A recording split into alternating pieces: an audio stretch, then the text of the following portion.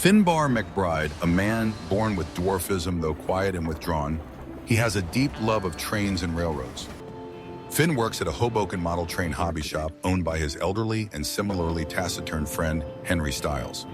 Because he feels ostracized by a public that tends to view him as peculiar due to his size, Finn keeps to himself. Sometimes he spends most of his waking time with Henry and in fact lives next to him. Both men are part of a club of train enthusiasts who undertake train journey around the world and make videos to showcase them to the club. One day, Finn hears a loud shattering and is shocked to see Henry lying collapsed on the floor. The old man dies, and the following day, Finn is called upon by Henry's lawyer, who tells him that the hobby shop is to be closed, saying that the building has already been sold and that the inventory of the shop will be liquidated. He is told that the entire procedure will take around 6 weeks. The lawyer informs Finn that Henry left him a piece of rural property in Newfoundland, New Jersey, about half an acre in size with an abandoned train depot on it. Days later, Finn takes a train to Newfoundland and walks the rest of the way to the train depot. Minutes later, he arrives at the property and makes entry into the building, settling in and hoping for a life of solitude, but is unaware of what would come his way next. The following day, Finn wakes up to a loud noise outside. He steps out to find Joe Aramis, a Cuban-American operating his father's roadside snack truck, while the elderly man recovers from an illness.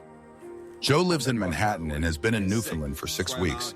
Joe is warm and receptive. He treats Finn a bit different compared to other people he has come across. Joe asks engaging questions in a bid to know Finn better, but the little guy walks away, concluding that Joe is just another unfriendly and pretentious person like the people he often runs into. Twice on consecutive days, Finn is seen walking to the grocery store and is almost ran over by Olivia, who is distracted behind the wheel. She offers to give Finn a ride, but he declines and walks away. He is made fun of at the grocery store by Patty, who works there.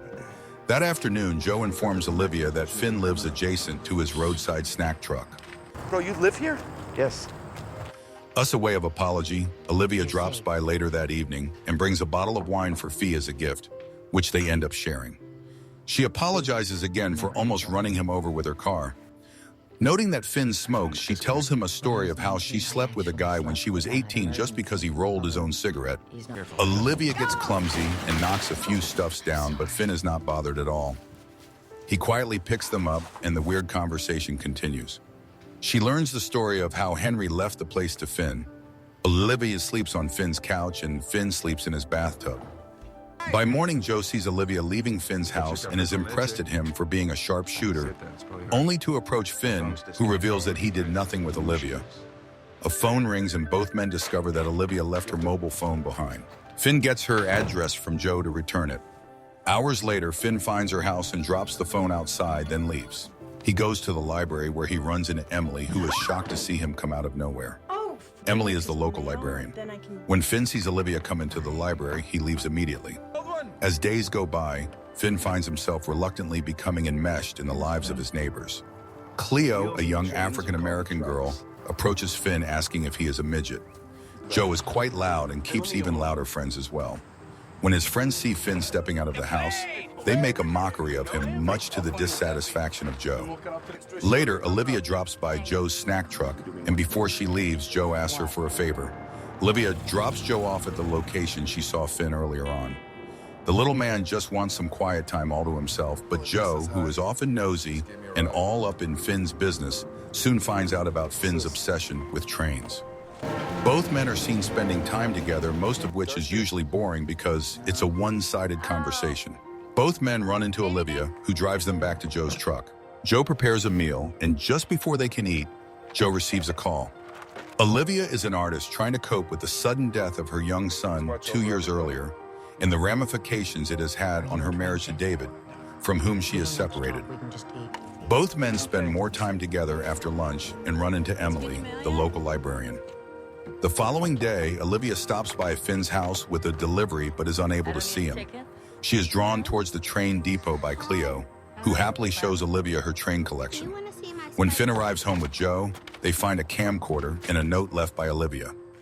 Finn agrees to hang out with Joe at his snack truck, only if he agrees not to talk to him, but Joe keeps asking personal questions, much to Finn's disappointment. Both men bring Olivia along on their train sightseeing walk. Though terrified of heights, Olivia blends in well, and the group have a boring day together. Olivia and Finn watch Joe play football with a kid, and with a smile on her face, Olivia admits that Joe does enjoy life.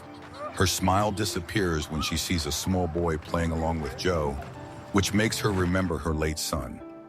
Joe and Finn race a traveling train and derive much pleasure while at it. Later that day, Finn and Joe pay a visit to Olivia. They discover that she is a great artist. Olivia reveals to Finn that she doesn't usually allow people into her house, especially loud people like Joe. Finn is seen smiling for the first time in the movie while enjoying the moments shared with Joe and Olivia. The watch Finn's recorded train videos together, then eventually retire for the night before, which Finn sees a picture of Sam, Olivia's son. Surprisingly, Olivia shares a kiss with Finn before going to bed. The next morning, the flustered David, with whom Olivia is separated from, enters the house unannounced and finds both men. When Joe and Finn leave the house, an altercation between them begins. Cleo goes to see Finn. She shares his interest in trains and attempts to convince him to lecture her class in school about trains, but he declines politely. One day while hanging out, the talkative Joe inquires if Finn had had sex with a regular-sized girl before. Finn replies in the negative when asked if he had had relations with someone his own size. The following day, he pays a visit to the library where he intends to borrow a book. Emily thinks he has a nice chin. One day, Finn is at the grocery store when he hears Patty taking Olivia's order, so he volunteers to pay and take the items to her house. On his arrival at her house, Olivia is rude to Finn. She pays him off and walks away. Finn goes to a bar to have some beer. Emily runs into him while waiting for her boyfriend. She shares with Finn that she is pregnant for her never-do-well boyfriend. Emily seeks solace in Finn, who realizes that social interaction may not be totally unpleasant. Emily's boyfriend arrives and sees her leaving the bar with Finn. He gets violent, and when Finn protects her from him, he pushes Finn aside, forcing Finn to lapse back into his asocial behavior. The following day, Joe pays a visit to Finn at the train depot, and the frustrated Finn tells Joe that he just wants to be left alone. The trio's tentative friendship is threatened by Olivia's deep depression and disappearance. That night, Emily shows up at Finn's house to apologize for the trouble earlier on. She loves Finn's apartment. Emily tells Finn that she was going to move in with Chris, her boyfriend, but not anymore. She seems to be interested in Finn, as she is seen staring romantically into his eyes, which eventually leads to a kiss. Emily spends the night at his house and leaves in the morning. Cleo finds Finn and expresses the fact that she liked Olivia and asks when she's coming back. Finn goes to Olivia's house, and from a distance, he sees her arguing over the phone on her porch. He goes over to meet her, but she dismisses him rudely. Finn goes to a bar and gets himself drunk after having too many shots and drawing everyone's attention to himself at the bar. On his way home, he collapses on the track and is passed over by a train, unharmed but for his pocket watch, which shatters. The following morning, Finn goes back to Olivia's house and finds her lying on the kitchen floor. He helps her up, discovering that she attempted to commit suicide by overdose after finding that David is having another baby with another woman. Finn consoles her. After Olivia is discharged from the hospital, the trio return to her house. Finn is seen at Cleo's school after being convinced by her to lecture her class about trains. Finn, Olivia, and Joe share a meal at her house with their small talk and reconciliation, which concludes the movie. This is Falcon Recaps. Thanks for watching.